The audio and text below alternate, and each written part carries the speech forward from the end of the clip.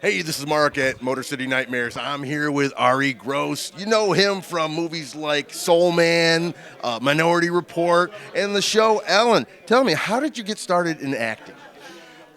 Okay, when I was 10 years old, my friend Ted Nash, his mom said you guys should do a play. So she adapted a book we were reading in school, and made it a play, and we did it in front of our school. And I was a solid C-minus student. I was the kid who was asleep for the first 2 hours of school, and I did it. I had a great time. All the teachers came up to me and went that I was afraid of, and went, "Hey, this is your thing," and that's how I got started. Um, uh, I didn't really know how I was. I didn't even think of it as something you could do for a living until after I left college. But I auditioned for a repertory theater in California, and became an apprentice there for 3 years of South Coast Repertory, and that really started me going. My first 7 years or so, I just worked in the theater, and and I, and I was making enough to support myself. So that's how I started. The first time I ever saw you in the movies, I always thought you kind of resembled Dustin Hoffman, and I always thought you were related to him.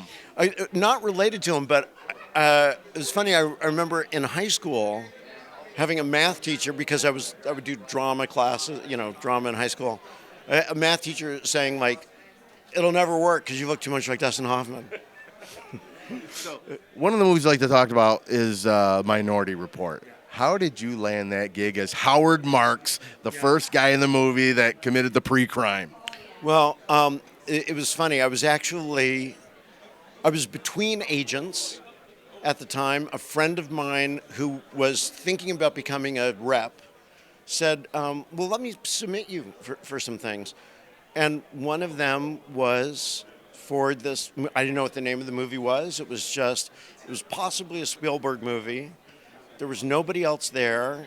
I went to meet the casting director, completely empty office, and they gave me the sides for it.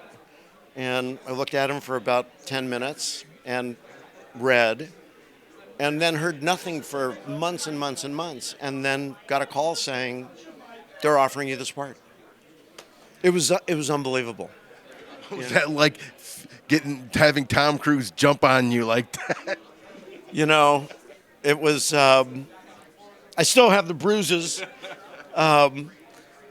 He's the nicest guy in the world, but he would kneel on me with a knee pad.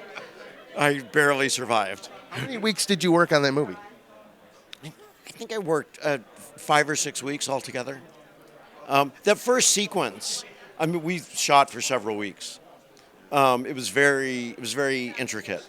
What was your impression of Spielberg?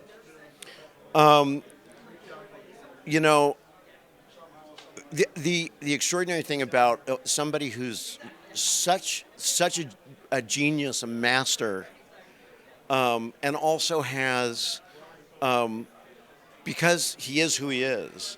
On a lot of other films, if a director has an impulse to do something, but it's not on the shot list for the day, it's not possible.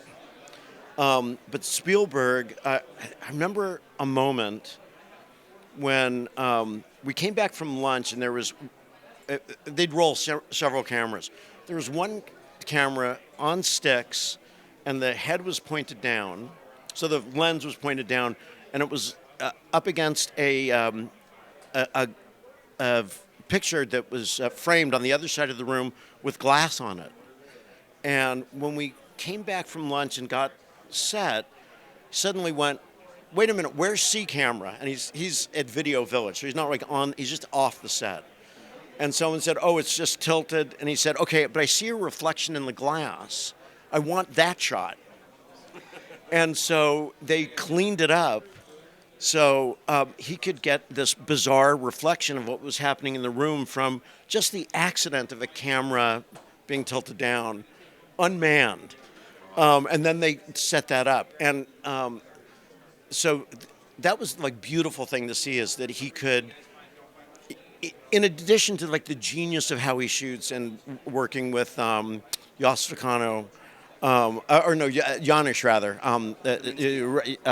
That's right. He could. Jos Vecano actually started. He was on Tequila Sunrise for the first few days before Connie Hall took over, but that he could pivot instantly, and part of the thing they were shooting in that first sequence was, multiple different lensings, because when you would then see the image that the precogs were generating, and that Anderson, Cruz and company would see on the board, so we would do the same scene over and over again with different lenses. It was pretty exciting. Tell us a little bit more about what is some of the most fondest memories you have working in this industry. Oh, geez. You got to work with Travolta. Had a great time working on The Experts. I did a movie in 1999 called Big Eden with a writer-director named Tom Bazooka. That was a story of a gay man who's living in New York, but his family's back in Montana. And when his grandfather's ill, he comes back to this little town called Big Eden. And he doesn't want anybody to know he's gay. But in this particular story, nobody cares that he's gay. It's like eye color. But he doesn't recognize that. That was a really wonderful experience. I recurred on a series called Castle with Nathan Fillion and Stana Katic and John Huertas and Seamus Dever, and that was one of like the joys of my, life in film and television. I've been very, very lucky, How long have you been going to these conventions, meeting your fans? Well, this is really the first of this kind of convention that I've been to, and it's great.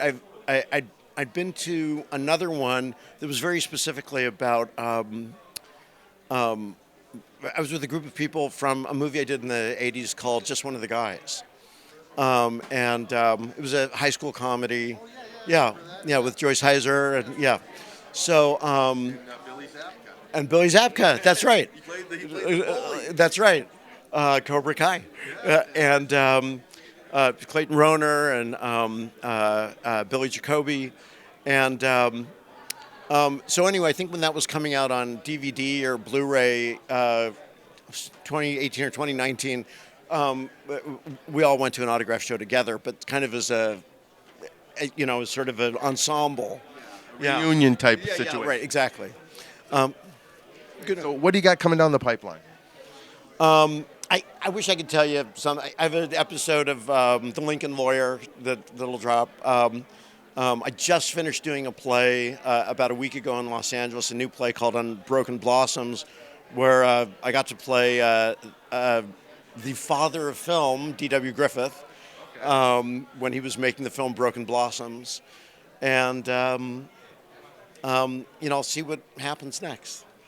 Well, Arye, it was a pleasure speaking with you. I won't take up too much of your time, and I'm a big fan of yours. I'm a big fan of actors, and it's a pleasure speaking with you. And this is Mark at Motor City Nightmares.